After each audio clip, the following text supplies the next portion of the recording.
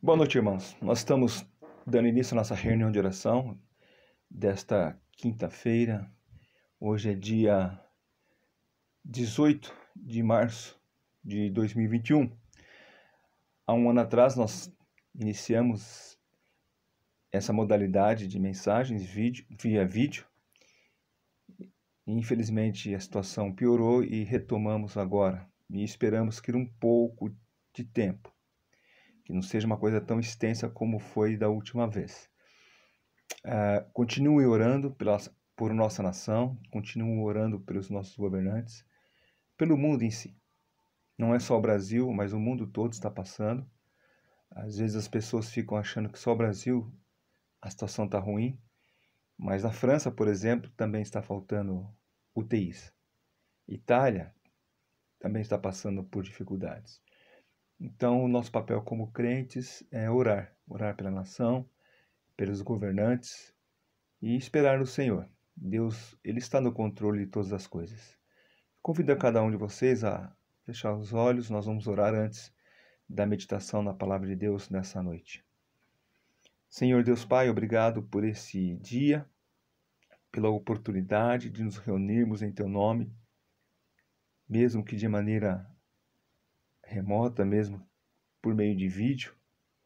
Sabemos que não é o ideal, o corpo precisa estar aquecido, e nada melhor do que a reunião presencial. Porém, também não queremos ser negligentes e esperamos no Senhor que tudo o que está acontecendo possa cessar o mais rápido possível. Mas nós, como igreja, continuemos a orar, a interceder por essa nação, pelos governantes, pela humanidade, ó Pai. Que, infelizmente, apesar de tudo que está acontecendo, não tem voltado os olhos para o Senhor. Pelo contrário, até desdenham a sua soberania,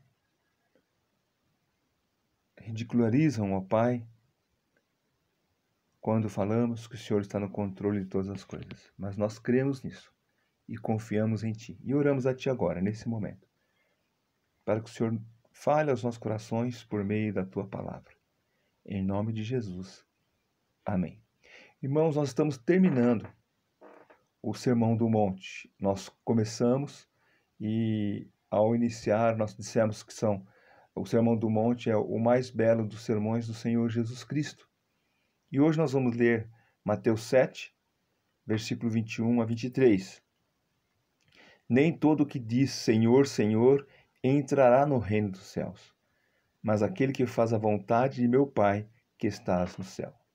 Muito naqueles dias hão de dizer, Senhor, Senhor, porventura não temos nós profetizado em Teu nome, e em Teu nome não expelimos demônios, e em Teu nome não fizemos muitos milagres? Então lhes direi explicitamente, nunca vos conheci, apartai-vos de mim, apartai-vos de mim, os que praticais a iniquidade. É um texto bastante forte, muitas vezes usado apenas para apontar um lado. Geralmente nós falamos a respeito desse texto para falar daqueles pregadores, falsos pregadores, está no contexto, né, dos falsos profetas, sem dúvida alguma, mas muitas vezes apontamos para aqueles mercadores do evangelho, aqueles que exploram a fé do povo, que tiram dinheiro do povo por meio do evangelho. E então nós aplicamos e falamos que essas pessoas, nesse dia, ouvirão essa sentença do Senhor Jesus: apartai-vos de mim, os que praticais a iniquidade. Mas não é apenas para essas pessoas. Nós vamos ver ao longo do texto, do estudo, que também muitos que estão dentro da igreja, muitos que estão ali cultuando a Deus, podem fazer parte dessas pessoas. Eu dei o título para esse trecho aqui de A Falsa Paz. Após o Senhor Jesus Cristo ter mostrado a sutileza dos falsos profetas, falando daqueles que se vestem de ovelha, mas são lobos, na verdade, agora o Senhor Jesus ele chama a atenção, ou ele nos traz a advertência sobre a questão da maneira mais objetiva de como muitas vezes pessoas que estão envolvidas no meio evangélico podem estar seriamente colocando a vida em perigo por causa de uma falsa paz. Ele mostra de maneira mais direta a questão do perigo que ameaça o homem em relação às questões de Deus. Você já deve ter ouvido aquelas pessoas que dizem não ver relevância, por exemplo, em estar reunido numa igreja, em ser membro de uma igreja. O importante é ela estar bem com Deus e desta forma ela se sente em paz.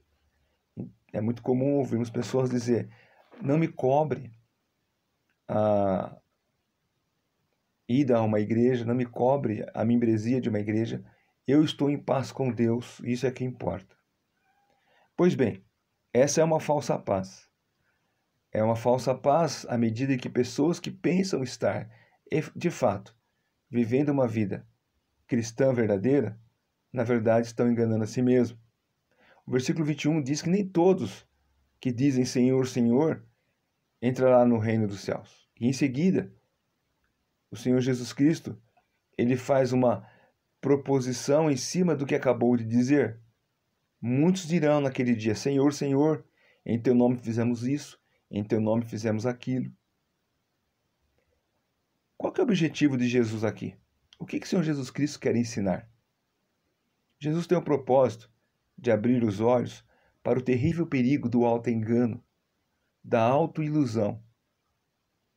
E era com isso que o Senhor Jesus Cristo estava preocupado.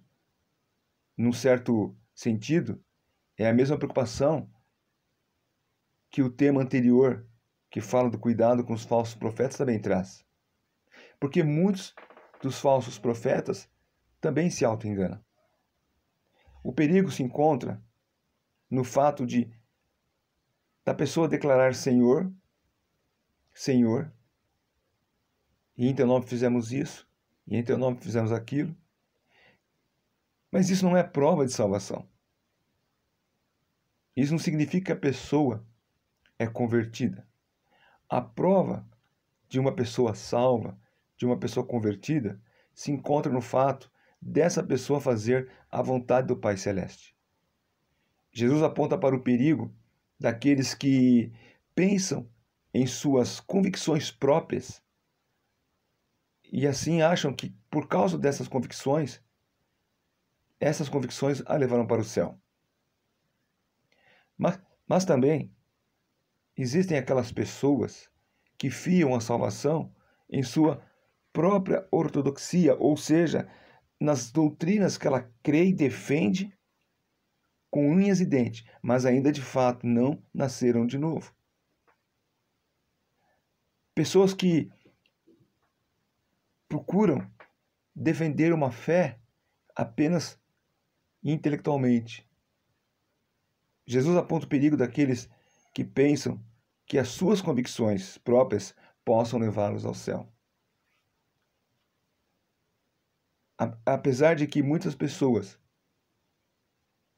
pensam que o fato dela estar indo à igreja, e isso é importante, a membresia, isso é importante, a comunhão com outros santos, muitos também se enganam achando que por estarem indo à igreja, elas vão para o céu.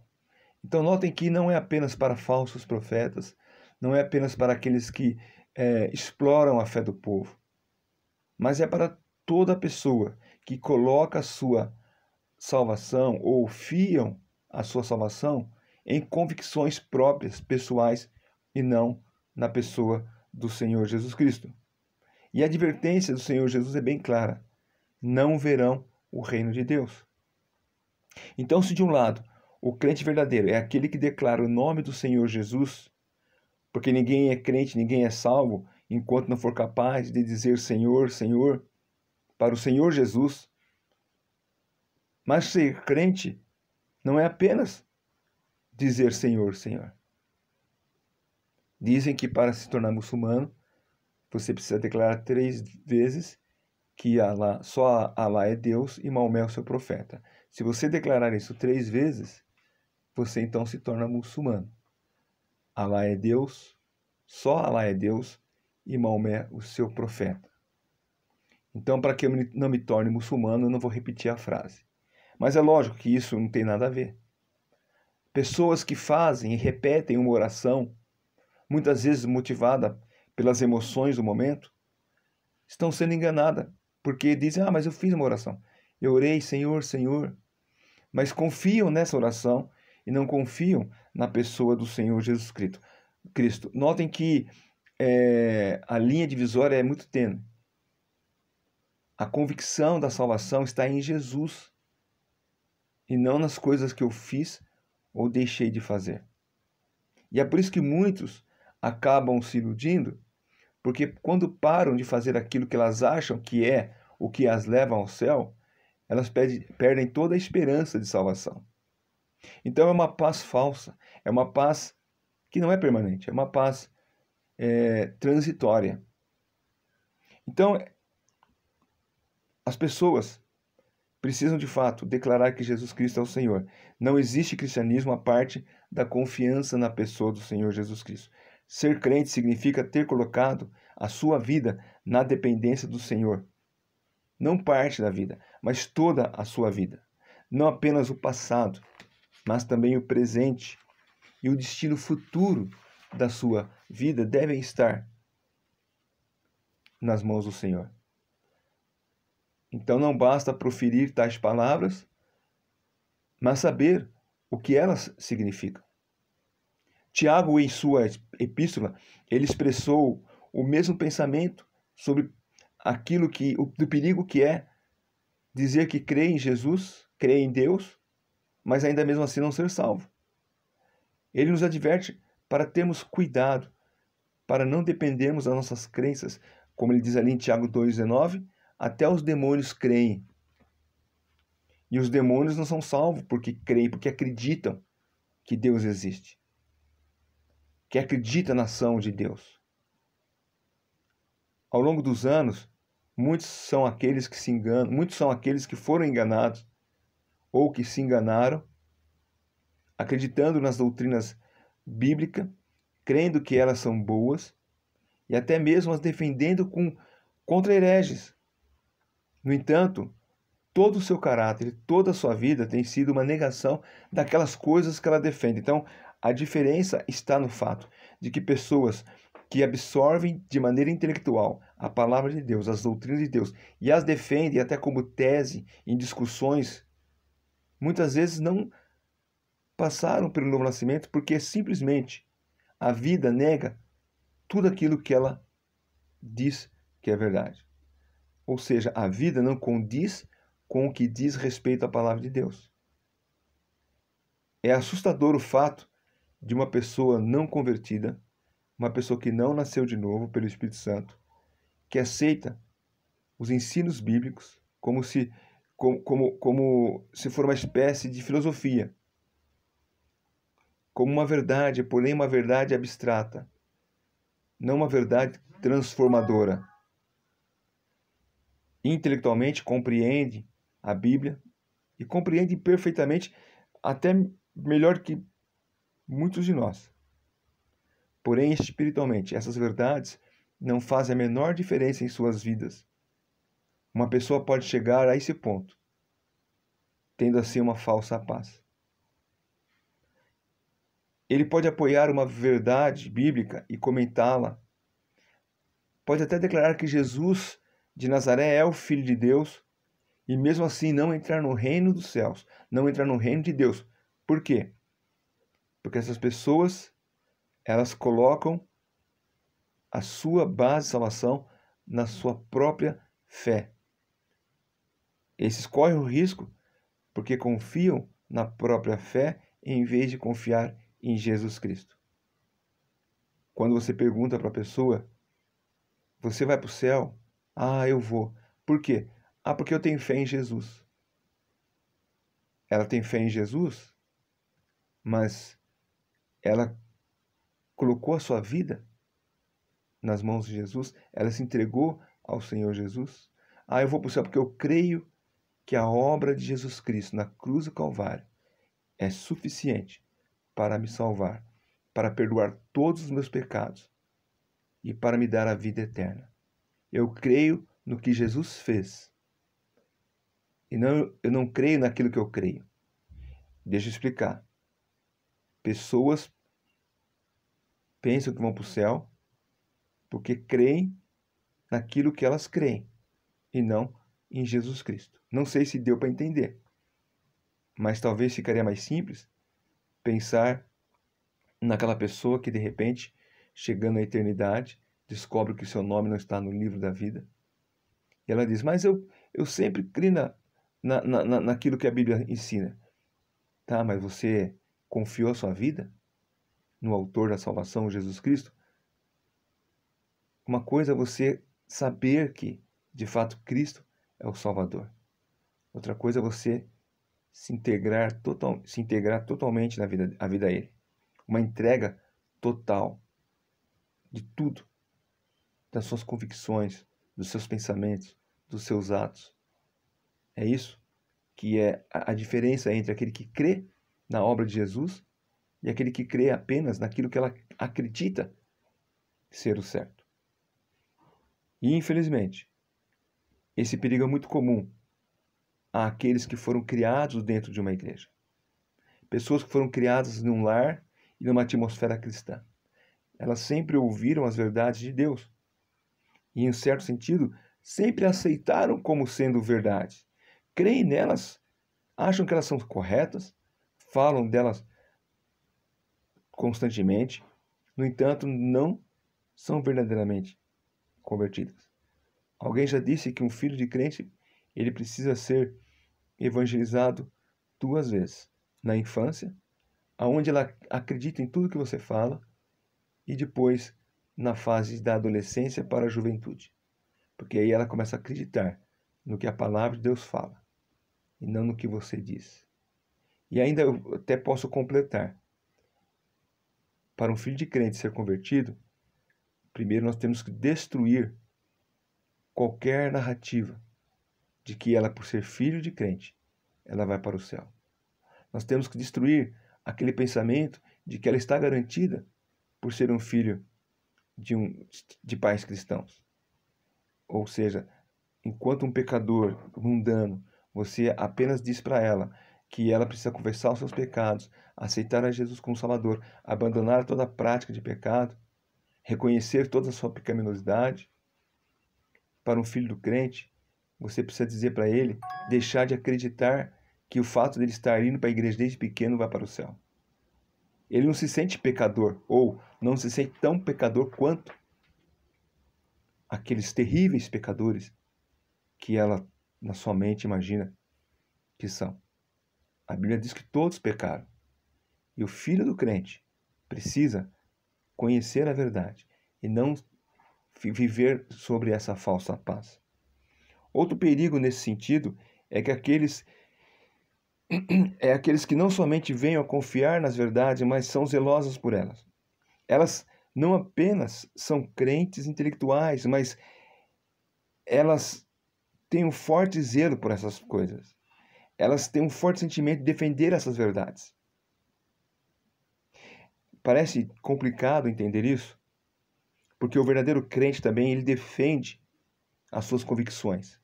Mas a diferença é que o verdadeiro crente defende as convicções baseadas na pessoa de Jesus.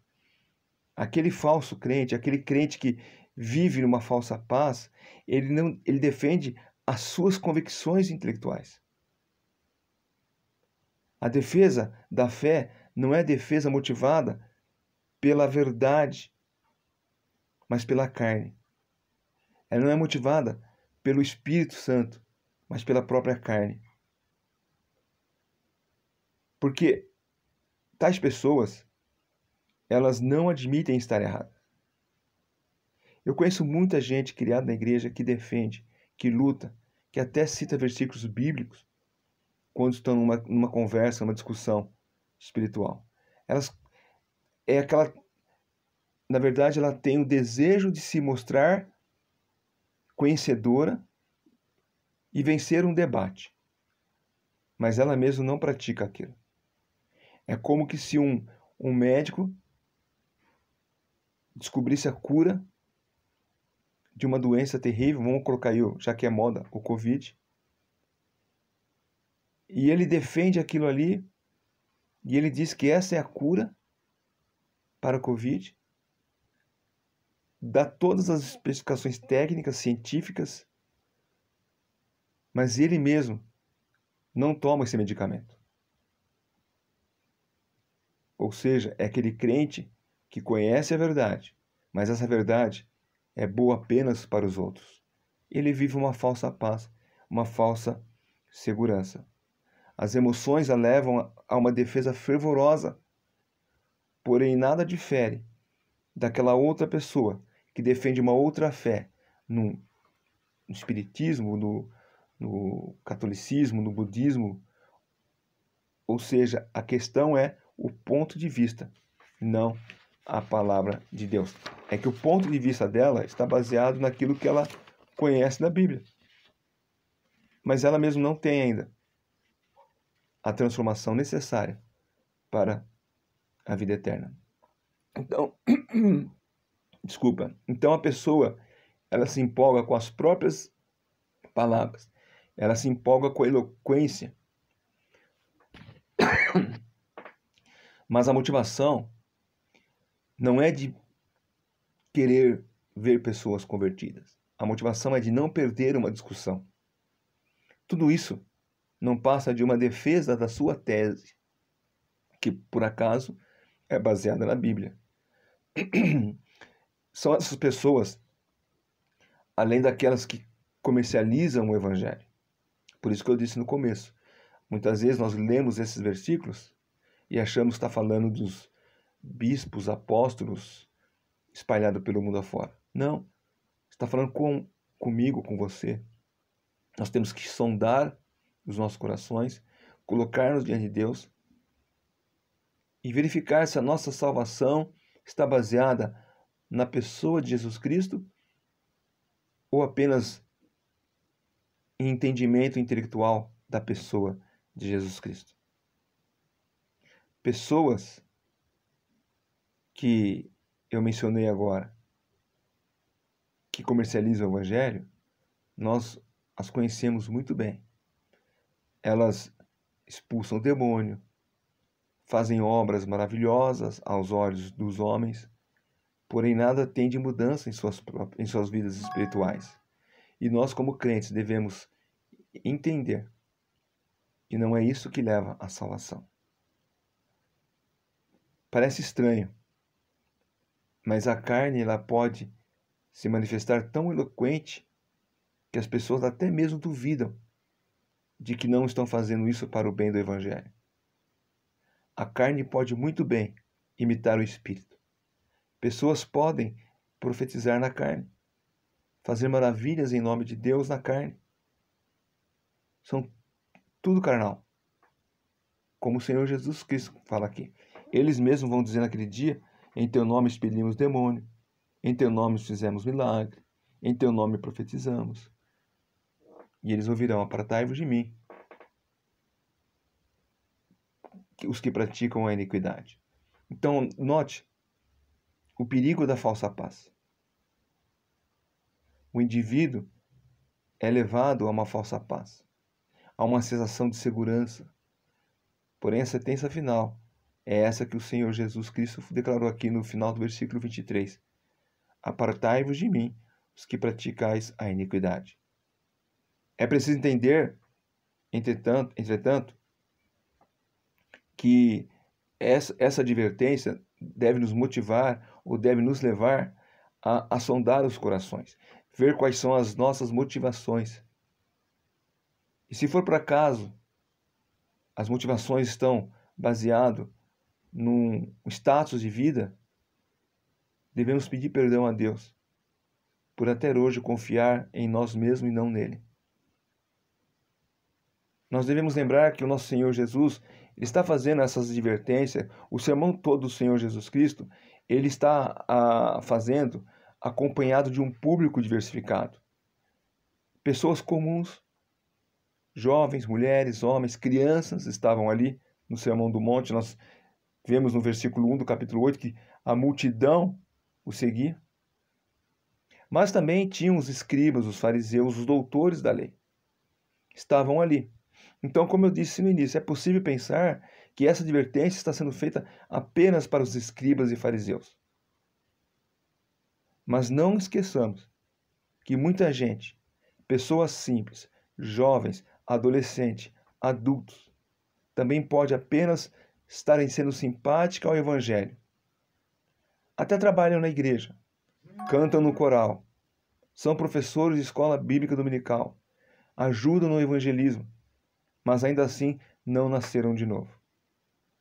São pessoas que têm uma paz, mas essa paz não é real, é uma paz falsa, pois ela está alicerçada em suas próprias convicções.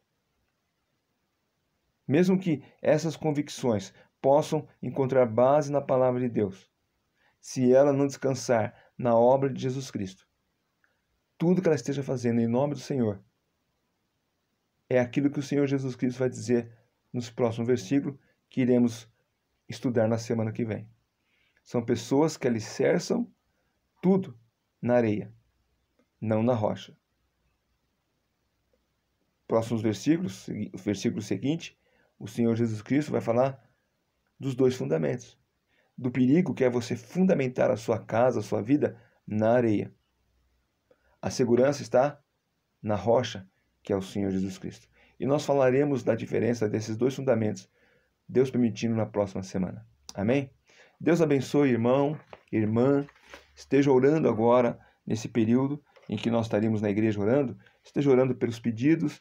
Logo após o vídeo, no WhatsApp, vai ter outros pedidos, mas alguns aqui de memória que nós estamos orando. Primeiro pelos nossos irmãos idosos, para que Deus possa protegê-los e guardá-los da Covid.